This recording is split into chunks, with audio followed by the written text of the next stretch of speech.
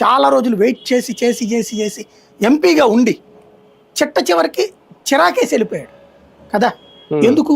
అవును. ఎమ్మెల్యేల మీద ఎంపీ ఆధిపత్యాన్ని ఒప్పుకోకపోవడం, అవును. అంతే కదా. అంతే.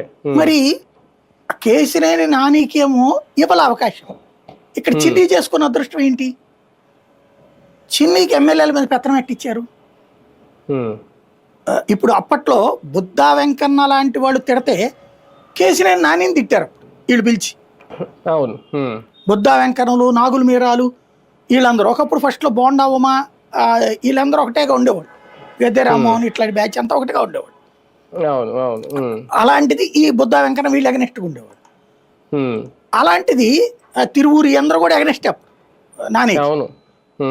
ఇప్పుడు అప్పట్లో నానిని తిట్టేవాళ్ళు, ఏంది వాళ్ళందరూ ఏడిపిస్తున్నావు అంట నువ్వు, వాళ్ళందరూ పార్టీ కోసం రాత్రి పగలు కష్టపడ్డారు. ఇప్పుడు పోనీ చిన్ని ఏమన్నా పార్టీ కోసం రాత్రి పగలు కష్టపడ్డా? లేదు కదా.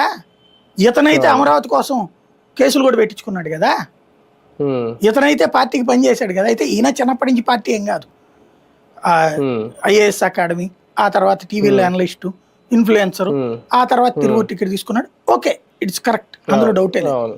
బట్ అతను కొంత ఫీల్డ్ వర్క్ చేశాడు. ఇతను ఏం చేశాడు చిన్ని? అతని మీద ఇంకా అక్కడ ఏదో రియల్ ఎస్టేట్ గొడవలు కూడా ఉన్నాయి హైదరాబాద్లో, అట్లాంటి అతను ఇచ్చారు. కానీ అతను చెప్పిన మాట వింటున్నారు, ఇతన్ని అవమానిస్తున్నారు.